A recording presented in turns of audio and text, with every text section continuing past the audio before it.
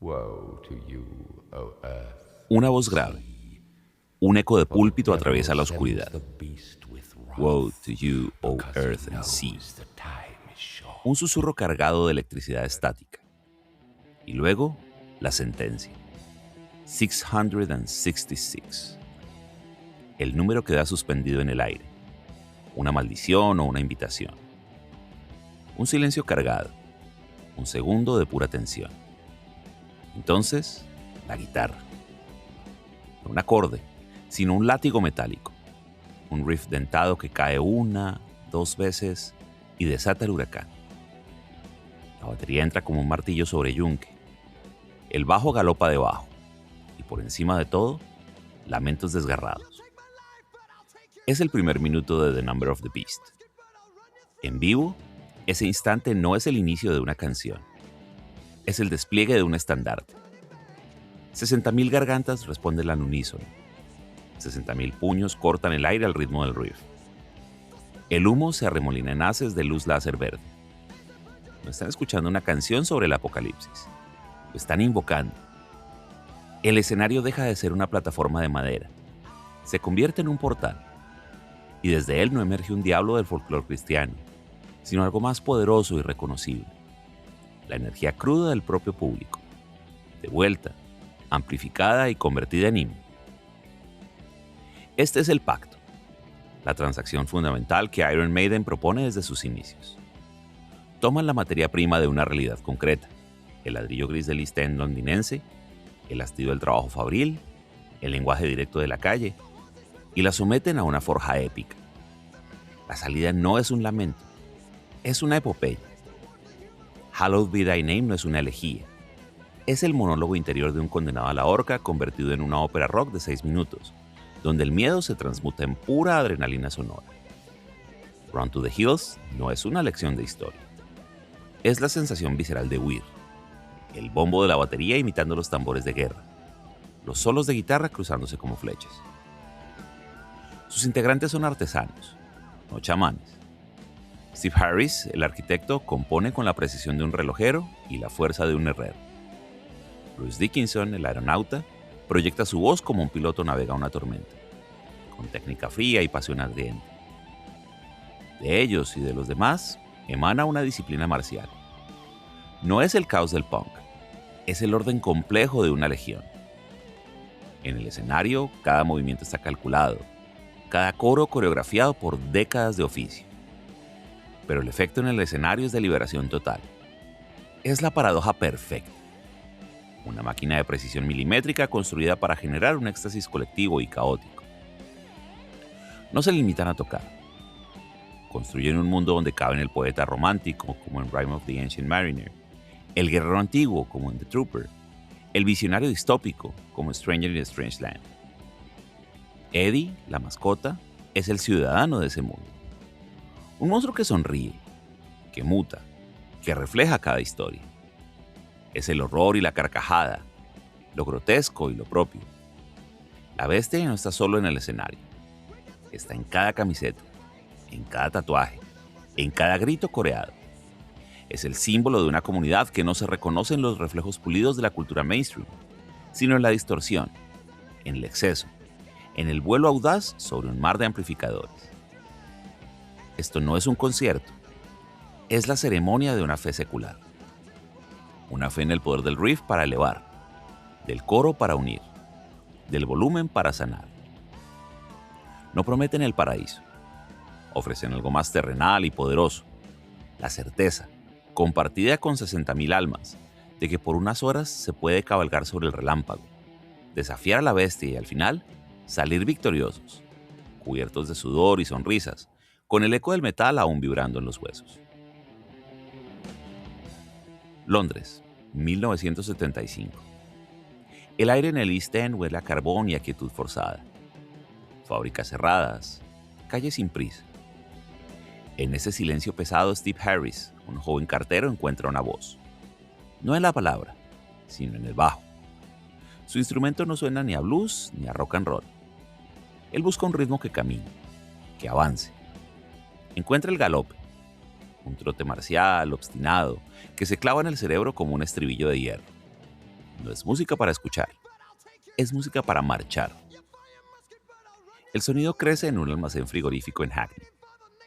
El frío muerde, los dedos se entumecen contra las cuerdas.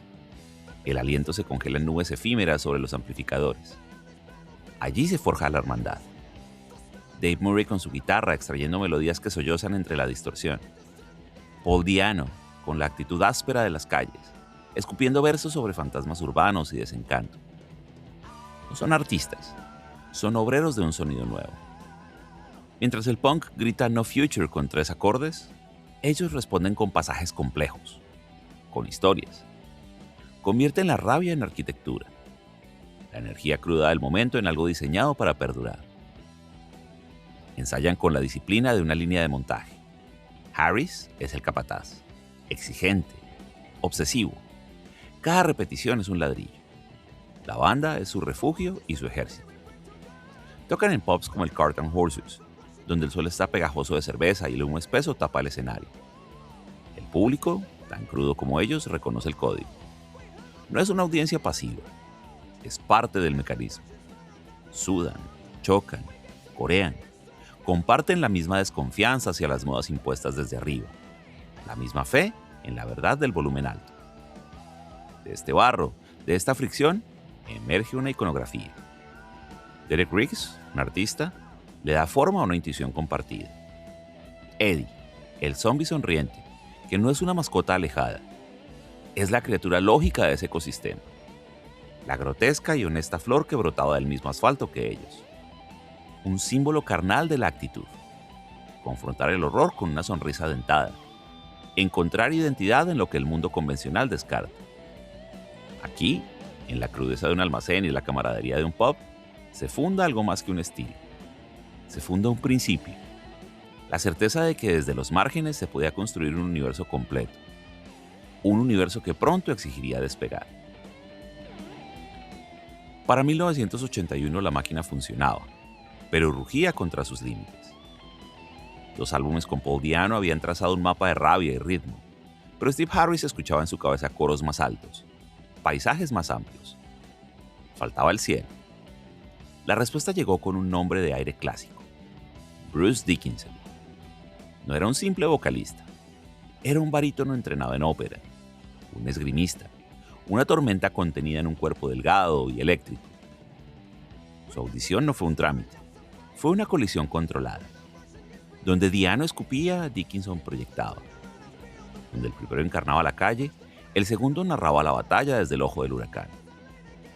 Cuando abrió la boca, algo se desbloqueó en la química del sonido. La voz no solo golpeaba, se elevaba, serpenteaba, contaba. Podía ser un clarín en The Trooper o un lamento fantasmal en Hallowed Be Thy Name. Le dio a las historias de Harris una dimensión teatral, un alcance épico que las melodías ya insinuaban, pero que no terminaban de despegar. Juntos, Harris desde la tierra y Dickinson desde el aire, forjaron la alquimia definitiva. El álbum The Number of the Beast fue el crisol. No fue una evolución, fue una mutación hacia una forma más grande, más consciente de su poder. Dickinson en el escenario completó la transformación. No estaba ahí para cantar, estaba para conducir el ritual. Corría de un extremo a otro, blandiendo el micrófono como una espada, incitando a la multitud, siendo el pontífice perfecto entre el sonido marcial de la banda y la devoción caótica del público. Con él, la épica dejó de ser una aspiración lírica para volverse una realidad física. La banda ya no solo interpretaba canciones, escenificaba leyendas. Dickinson fue el catalizador que transformó la potencia cruda en vuelo sostenido. No reemplazó al pasado, lo trascendió, le dio a la bestia sus alas. El mundo al que emergió esta nueva bestialada era un paisaje de contrastes estridentes. Corrían los primeros años 80. En la superficie reinaba el pop, sintetizadores brillantes, estética andrógina, una celebración calculada del artificio. Era la era del video musical, donde la imagen a menudo pesaba más que el sonido. En las antípodas, en el subsuelo, la New Wave of British Heavy Metal hervía. No era un género uniforme, sino un ecosistema de bandas que recuperaban la crudeza del hard rock de los 70. la aceleraban y le inyectaban una urgencia callejera. Iron Maiden surgió de ese caldo, pero desde el principio mostró una ambición que lo trascendía. Mientras muchas bandas del circuito se contentaban con la potencia pura y letras sobre rock and roll, ellos miraban más lejos. Su respuesta al pop color pastel no fue el punk, sino la épica. Frente a la instantaneidad del sintetizador opusieron la artesanía del dúo de guitarras.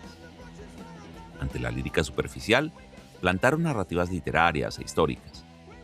No se trataba de nostalgia, sino de construir un universo alternativo, más rico y más complejo que la realidad que los rodeaba. Su genio no fue solo musical, sino de sistema. Comprendieron antes que muchos que su poder no dependía de las radios comerciales o los programas de televisión. Su circuito era otro: la gira infinita, el boca a boca en los pubs, las portadas de discos que eran ventanas a ese universo. Derek Riggs no era un ilustrador, era el cartógrafo oficial de su mitología. Eddie, en cada portada, contaba una nueva historia, creando un vínculo tangible con los fans que coleccionaban esos relatos de vinilo. Así, forjaron una autonomía radical. Construyeron una relación directa, casi tribal con su audiencia. Mientras la industria musical vendía estrellas fugaces, ellos construyeron una nave espacial de acero, diseñada para el largo viaje. Su contexto no fue el mainstream, fue el margen que ellos expandieron hasta volverlo un continente. No competían por el centro, crearon su propio centro de gravedad, donde el sonido era ley, la lealtad era moneda y la bestia su soberano.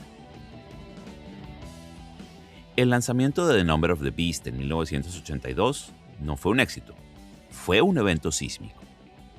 El álbum los catapultó a la primera plana global, pero la luz los alcanzó de vuelta en llamas.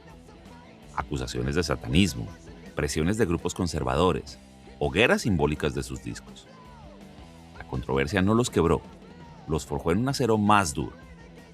Aprendieron que el verdadero poder no estaba en la aceptación, sino en la capacidad de definir su propio mito por encima del ruido. La respuesta fue una gira que se convirtió en leyenda, el World Slavery Tour. No fue una serie de conciertos, fue una campaña militar de escala planetaria. Cientos de fechas a lo largo de 1984 y 1985. Un ciclo implacable que medía la resistencia humana. El escenario se transformó en un colosal templo egipcio, con una pirámide escalonada, jeroglíficos iluminados y una estatua gigante de Eddie como faraón. No era un espectáculo, era una inmersión. Cada noche la banda y el público entraban juntos en ese mundo, dejando atrás la realidad durante 2 horas de éxtasis colectivo. Este fue el punto de no retorno. La máquina que habían construido con sudor en almacenes ahora era un monstruo autónomo que demandaba sacrificio. El éxito ya no era una meta, sino un entorno permanente, una presión constante. El cansancio se volvió crónico, un elemento más del paisaje mezclado con el calor de los focos y el olor a pólvora de los cañones de pirotecnia. Se convirtieron en prisioneros de su propia epopeya, gladiadores en una arena que ellos mismos habían diseñado. Pero en esa forja extrema descubrieron su naturaleza esencial. No eran una banda de rock, eran una unidad de resistencia. La gira los consolidó no como estrellas, sino como soldados de un sonido. Comprobaron que podían soportarlo todo, que el galope de Harris, los solos gemelos y la voz de Dickinson eran capaces de conquistar no solo un público, sino el tiempo y la fatiga misma. El punto de inflexión no los llevó a la cumbre para descansar, los puso en una cresta infinita, desde la cual el único camino posible era seguir cabalgando, noche tras noche, hacia el próximo horizonte. El sonido de Iron Maiden es una anatomía en movimiento, una máquina perfecta donde cada pieza cumple una función clara, pero la magia reside en el engranaje. En su centro late el galope, ese ritmo de bajo obstinado y ascendente de Steve Harris que no es un simple acompañamiento. Es la columna vertebral, el nervio que transmite la urgencia. Es el trote de un caballo de guerra que arrastra consigo a toda la banda y al público hacia el frente de batalla. Sobre esta base se teje el diálogo. Las guitarras de Dave Murray y Adrian Smith y después Yannick Gers no se limitan a riffs. Conversan, se persiguen, se responden, se entrelazan en armonías que son melodías por sí mismas. Un solo no es un alarde de ego, es un relato dentro del relato, una escalada emocional que narra con notas lo que las palabras no alcanzan. La batería de Nico McBrain es el campo de batalla, precisa, poderosa, marcando con bombos y platillos la geografía del enfrentamiento. Y sobre este paisaje, la voz. Bruce Dickinson no canta líneas, él pilotea la nave. Su registro es un territorio vasto, desde el gruñido narrativo hasta el agudo desgarrado que clava la bandera en el clímax de la canción. Es una voz que no solo cuenta historias, sino que las encarna. En el escenario, esta arquitectura sonora se vuelve física, monumental. El sonido es tan denso que se puede sentir en el pecho. Un muro de frecuencia que no abruma, sino que envuelve. Pero la obra de Iron Maiden es sinestésica. El oído no basta. Los ojos completan la inmersión. El arte de Derek Riggs y luego de otros transformó cada portada en una puerta dimensional.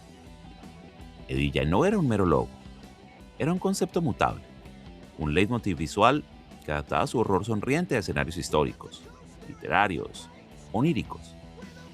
En vivo, este universo se expande a lo monumental. Escenografías que son paisajes, pirotecnia que ilumina las epopeyas, y la propia bestia caminando entre los músicos, hecha carne y metal.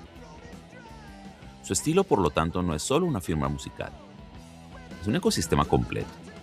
Un pacto donde el oído, la vista y la piel son convocados para creer por un par de horas en mundos de acero y leyenda, donde la complejidad técnica no es un fin, sino el vehículo para una emoción pura, masiva y liberadora.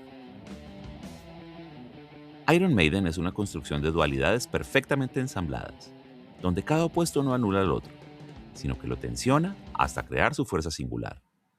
Es la contradicción hecha sonido. Son una multinacional del espectáculo, con estadios llenos en 5 continentes, pero su corazón late con la ética de un club underground. Su música es masiva por alcance, pero nunca se diluyó para ser digerida por la radio comercial. Mantuvieron la complejidad progresiva, los temas de 7 minutos, los riffs que exigen atención, en una era que premiaba lo inmediato y lo desechable. Vendieron decenas de millones de discos sonando para muchos oídos ajenos a puro estruendo inarticulado. Sus integrantes son en sí mismos una paradoja viviente. Bruce Dickinson, cantante de una banda de heavy metal, es también piloto comercial de aerolíneas, esgrimista laureado y novelista. Steve Harris, arquitecto de este mundo de bestias y batallas, es un estudioso metódico de la historia. Son artesanos de alto rigor, casi académicos en su disciplina, que eligieron como vehículo una forma de arte considerada visceral y tosca. No hay ignorancia en sus letras sobre Ícaro o sobre la guerra de Crimea. Hay investigación y hay pasión. En el escenario, la contradicción se vuelve física. Ejecutan con la precisión milimétrica de un reloj suizo canciones que celebran el caos y la liberación. Cada coro, cada cambio de sección está coreografiado por décadas de oficio. Sin embargo, el efecto que generan en la multitud es de éxtasis desbordado, de catarsis colectiva. La máquina perfecta existe para fabricar caos controlado.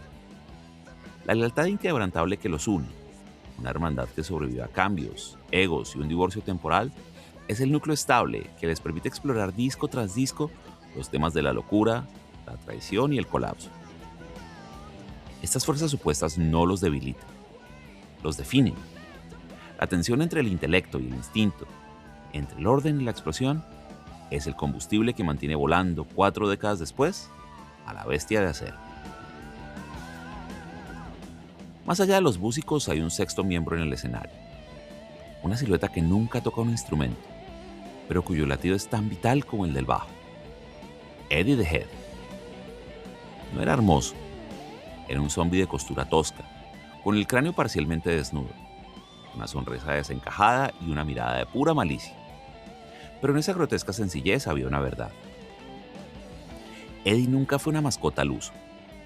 No era un animal de compañía ni un superhéroe. Era un testigo mudo y sonriente de todo. Reflejaba sin juzgar los mundos que la música exploraba. En Killers era un psicópata con overol en un callejón oscuro. En Peace of Mind, un lobo atomizado atado a una silla. En Powerslave, un faraón poderoso y decadente. Eddie mutaba, Se adaptaba. Era víctima y verdugo. Dios y monstruo. Se convirtió en el lienzo donde se proyectaban las obsesiones de la banda.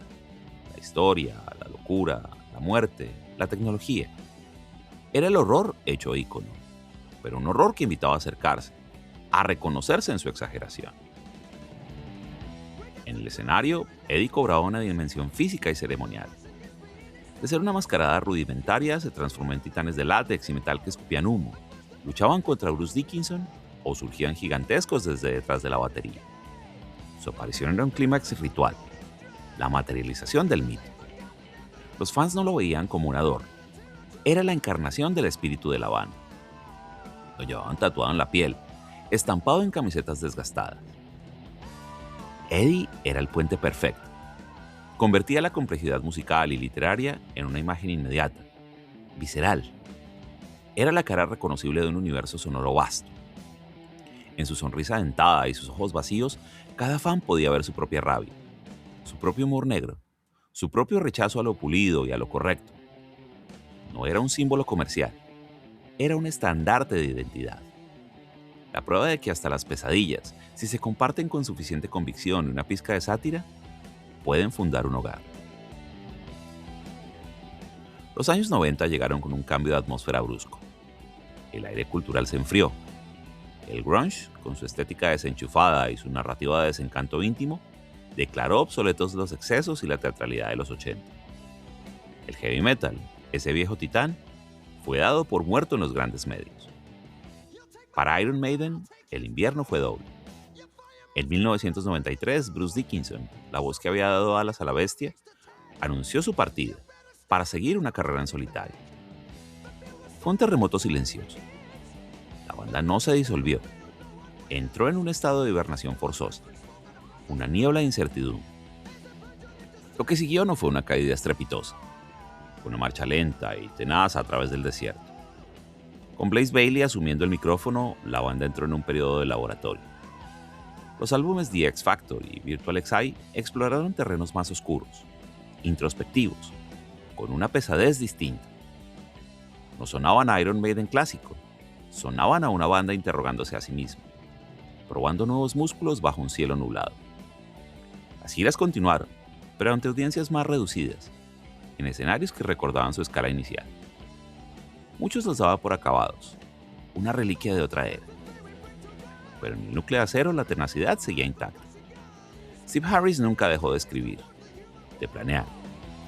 La banda, como una unidad de veteranos, se aferró a su código. Seguir tocando, seguir girando, mantener viva la llama. Este periodo no fue de decadencia, fue de resistencia pura. Fue la prueba de que el mito no dependía de un solo hombre, ni de la moda del momento, sino de una idea férrea sobre lo que era. El regreso en 1999 entonces no fue un simple reencuentro, fue una resurrección estratégica, un renacer consciente. Con la vuelta de Bruce Dickinson y Adrian Smith, la banda no recurrió a la nostalgia. Grabó Brave New World, un álbum que miró hacia adelante, recobrando la épica y la ambición con una producción moderna y una confianza renovada. Fue un acto de afirmación poderosa. La bestia no había muerto, había estado descansando y ahora despertado, más hambrienta y más grande que nunca.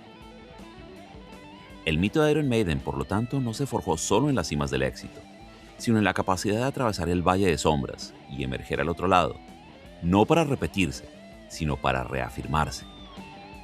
La caída nunca llegó. Solo hubo un invierno largo, necesario, que hizo que el siguiente vuelo resultara aún más formidable. En algún lugar, en este mismo instante, un padre le muestra a su hijo adolescente el bajo que no ha tocado en años. Los dedos, ya no tan ágiles, encuentran de memoria el galope de Rat Child. No es una lección musical, es la transmisión de un lenguaje cifrado. El riff funciona como una contraseña generacional, un puente entre dos épocas distintas de la misma vida. Más tarde, ese mismo adolescente, con auriculares, sentirá por primera vez cómo los coros de Fear of the Dark articulan una ansiedad que no tenía nombre. Esta es la huella verdadera. No está en las estadísticas, sino en la fisiología. en la memoria muscular de quien aprendió a tocar air guitar antes que a firmar, en el reflejo condicionado de levantar el puño cuando el bombo doble acelera, en el léxico compartido de frases que son más que letras. Iron Maiden no creó solo una discografía.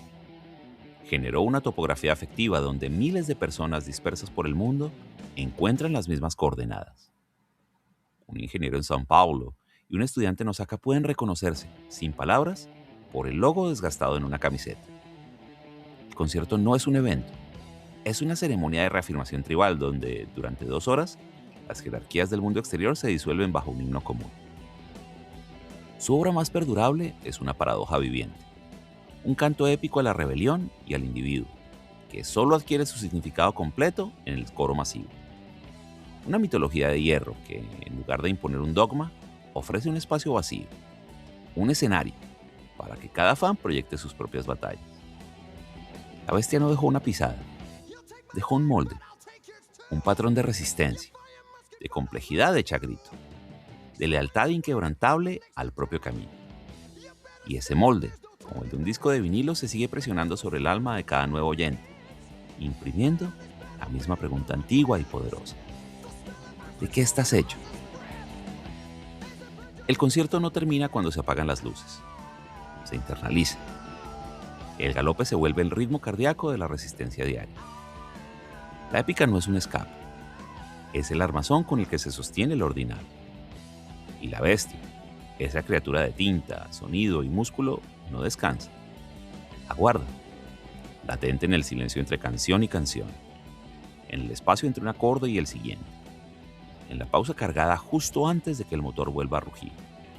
Las luces se desplomen y 60.000 almas, una vez más, alcen el puño y preparen la garganta para el grito que siempre, siempre está por llegar.